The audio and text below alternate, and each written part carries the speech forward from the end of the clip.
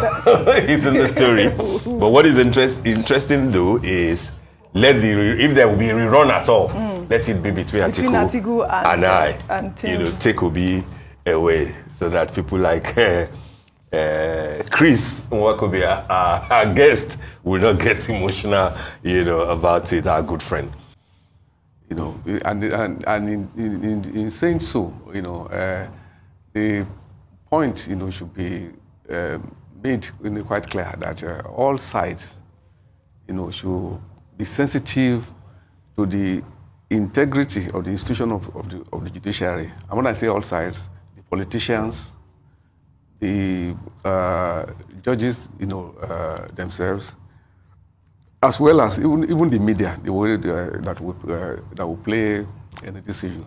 Because what I'm talking about sensitivity is that, unlike other arms of government, if you make an attack on the Senate president, as a politician, you could trade war with you, and reply, if you attack a minister or the president or anybody in the executive, the media people could reply, but a judge cannot be seen as exchanging. So when you are accusing, a judge, you should be very careful, because there's that limitation, the CJ cannot,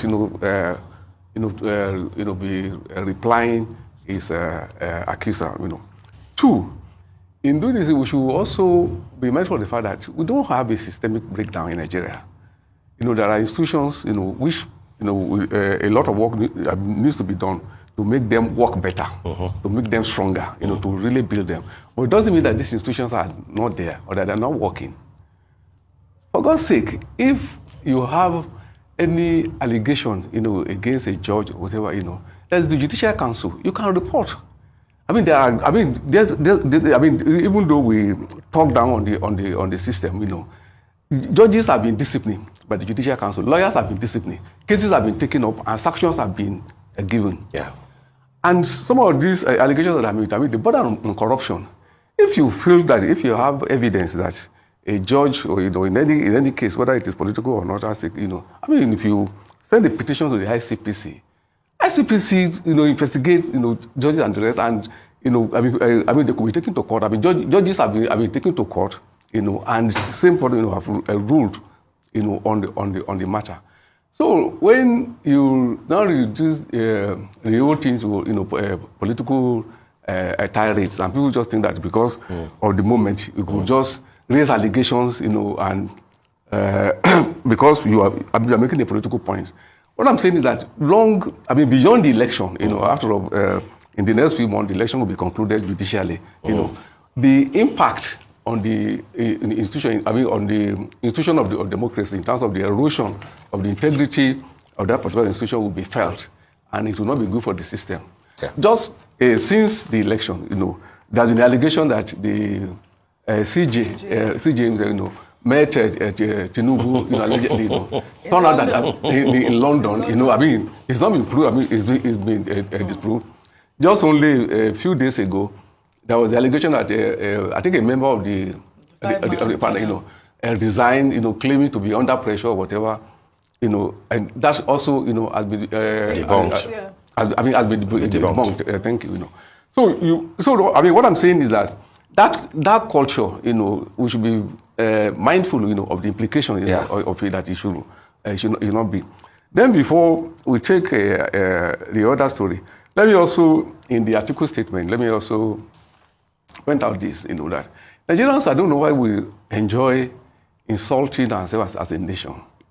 Every time, every politician, from all sides, when you say you put the international community on alert. Are we saying that we are helping them? We are not dealing with their own situation. There was January 6th in America, America is dealing with its own electoral problem, Yeah. What happened in January 6th is worse than whatever has happened in this election. No politician in America, no media organization, no institution, has appealed to any international community to come and help them, or inviting sanctions that people should come and, that another country should come and sanction those who have been accused, of perpetrating the the perfidy, of journalists. So what I'm saying is that we should stop this action of saying that we are calling on the international community to stop our problem. Okay, you don't think it has become something of a cliche? People just say, oh, the world is watching, global communities. I don't think it's a serious... It's more than that. He's saying that they shouldn't put them on notice. Why are you... Who are they putting on notice? They're just saying it. They're not putting anybody on notice. No, they said it in the final address that they call on the international... We should deal with our problems. Who are they? We should deal with our problems. If there's any wrongdoing, let us look into our own system, make it strong, and deal with the problem, and not relying on any other country to come and Mr. Komolafe, we see that you take exception to ATIKU's comment because as it relates to the judiciary. But I would like for you to tie it into this 4 governors Wike attend appeal court president's son's memorial. Can you really? No. Let me make myself clear. I'm not taking exception to ATIKU's statement because I don't know what fact ATIKU has. He put up a lot of different facts. All I'm just trying to say is that if ATIKU has any evidence, that within the system, that it could report, because it's an allegation of corruption. Because if you are saying that the judiciary is being manipulated, it should look into. It should exhaust the possibilities within our institutions, and not just reduce it to, making political and tariffs. State facts, I'm not in position to take exception to his statement because I don't know what fact he has, inputting. But what I'm just trying to say now. Now the other point I'm making, yes, I agree with you. It's related. That is the thing about the integrity of the judiciary. The judiciary. Like I said, it used not to be like that. Like people will tell you.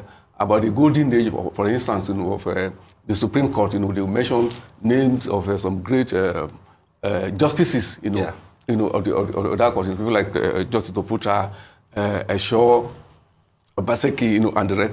Now, why people, mention those names, in reference now, is because of the integrity. Because those justices, when they were in the saddle, at the bench in the judiciary, they maintained, the integrity of that institution, that the judiciary is a hallowed place, So the institution whereby judges are common faces in parties, you have a case before a judge, and then if I have a case with OG, for instance, and the judge, handling that case, and I see, I open this day style, see, so naturally, as the other party, I will ask some doubt. And even giving statements. So that is why, before now, things like that will not happen, because the thing about confidence, it's not just that you should do what is right. You should be seen to be doing what is right. Exactly. So the optics, of all these things, they matter. And I think that the judges, the judiciary, they should be mindful of it.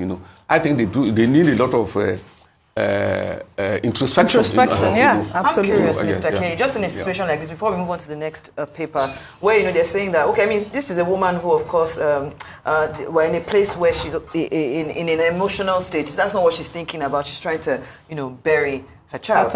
And now you see these 4 governors and ex-governors pull up to the service.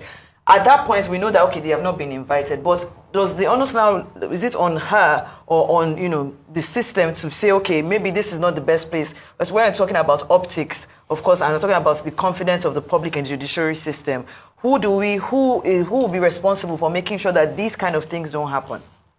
Absolutely. I see the point you're making. And that was the point I'm making, that the caution in this side should be on all sides, Not just the judiciary, the politicians, the media, the public, that the question of building the institution of the judiciary it should be a collective effort, and everyone should play his own role. I think the caution, should have been on the part of the politicians. Should have been.